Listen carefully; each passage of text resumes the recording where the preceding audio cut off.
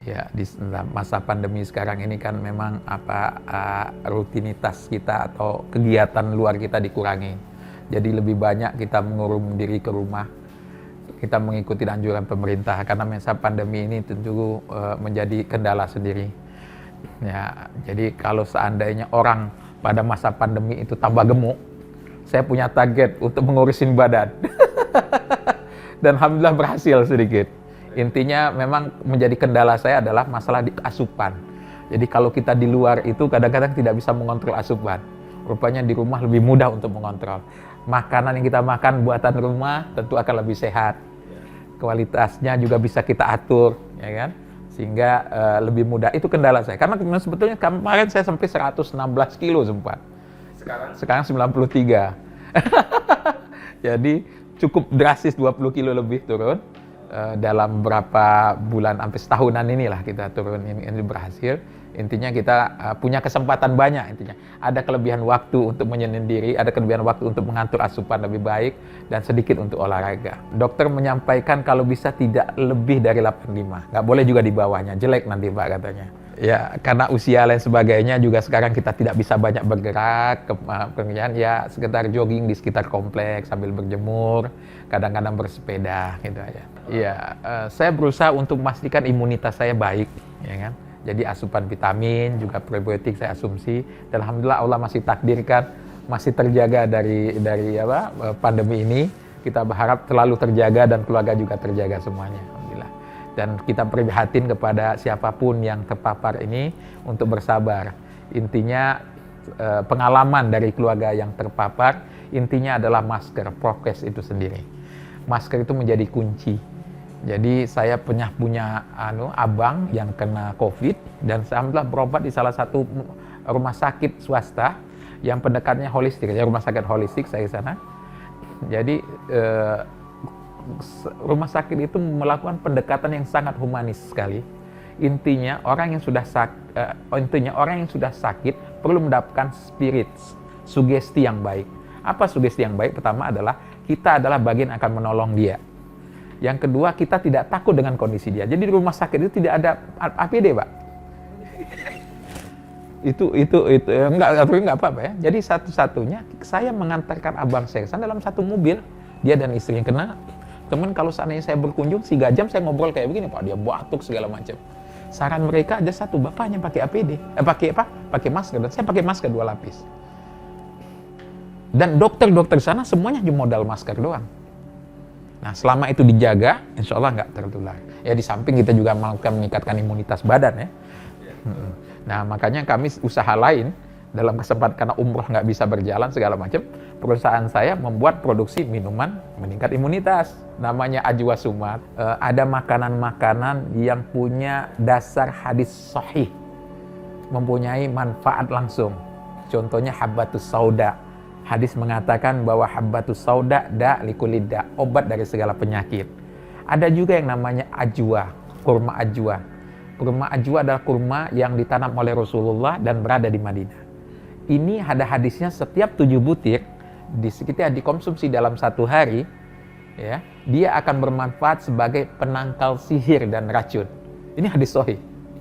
Logikanya adalah berarti ketika dia sebagai penangkal sihir dan racun, itu berarti dia punya kekuatan untuk meningkatkan imunitas orang tersebut.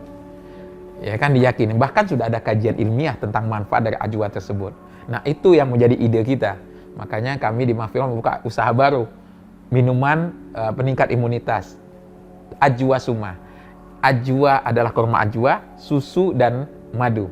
Jadi 3 minuman yang disukai Rasulullah dan sering diminum oleh Rasulullah dan punya manfaat yang banyak. Kita berharap ini juga menjadi solusi bagi orang siapapun untuk meningkatkan sebenarnya. Dan itu tentunya ada sebuah kesulitan, tentu ada opportunity di sana.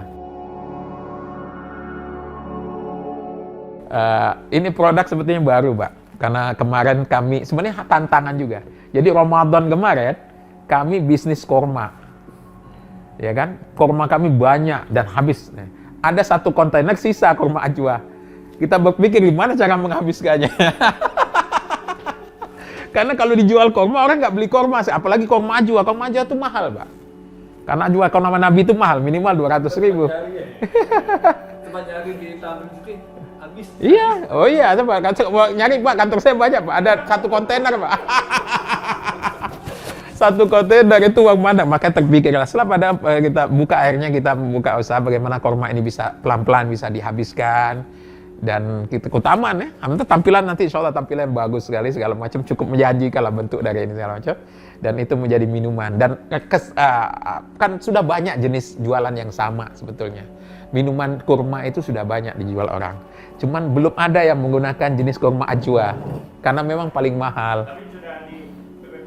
Belum Pak, kita baru produksi, baru kalangan sendirilah kita usahakan, tapi pelan-pelan nanti. Saya melihat ini potensinya bagus dan respon market juga bagus. Bahkan sudah ada berapa orang yang terbangun jaringan resellernya, kemudian sudah ada berapa orang yang sudah menjadi konsumsi harian. Karena ada dasar hadisnya jelas. Daripada dia minum nggak ada dasar hadisnya, mending ini. Mohon maaf, apa yang bisa menangkal racun sih? Itu tadi, makanya kami di anggota Ampuri berharap selalu mencari peluang-peluang tersebut. Makanya kewajiban kami sebagai organisasi membuka wacana ya dengan training-training jenis usaha-usaha baru, diversifikasi usaha. Karena kita adalah masyarakat muslim dan semuanya tahu manfaatnya. Ini bisa menjadi bisnis yang berkelanjutan. Insya Allah ke depan ini akan menjadi usaha yang resmi dalam artian profesional ya. Bisa menjadi pendapatan tersendiri. Ya, intinya dengan adanya kendala di COVID ini, kita tidak bisa haji umroh, ada tumbuh jenis usaha baru. Jangan stop, jangan pesimis. Masih banyak kesempatan kita lakukan. Bahkan yang menarik, ada beberapa teman-teman itu sekarang ada yang jualan ayam goreng segala macam, tidak terdengar, dan kami tidak pernah, belum ada satu surat pun tentang keluhan karyawan Excel dan melaporkan bahwa mereka. Intinya pasti ada hal-hal yang bisa kita lakukan. Yang menarik dari usaha ini adalah ikatan emosional kita dengan alumni itu kuat, loyalitas mereka. Karena apa? Kita bukan melakukan bisnis, tapi kita adalah pelayan mereka dalam perjalanan ibadah mereka. Jadi mereka punya trust. Dan itu punya potensi banyak. Jadi terus terang kalau dalam sektor di Maghfirah kami melakukan pendekatan saat ini adalah bagaimana kita tidak fokus pada bisnis saja. Kita masuk pada hal-hal sosial. Maghfirah Travel dari awal ketika pandemi berlaku langsung concern bermain pada masuk kepada kegiatan-kegiatan sosial. Contoh pertama adalah kami berusaha untuk bagaimana mendukung para nakes. Kita lakukan gerakan pembagian kurma pada saat itu ke nakes, Pak. Tapi bentuk donasi. Jadi jamaah memberikan donasi uangnya, kami belikan kurma, kita antarkan ke rumah sakit ini sekian bu kardus, rumah sakit ini sekian kardus, segala macam. Kemudian jika terjadi musibah yang lain, karena jamaah ini kan loyal, dia percaya dengan kita. Dan kita membuka kegiatan sosial, mereka support. Kemarin ketika banjir DKI, kami melakukannya bukan di awal, karena di awal semua orang banyak melakukan target donasi. Kami 1 bulan setelah banjir, masih ada tempat-tempat di Bekasi, itu masih kondisi banjir.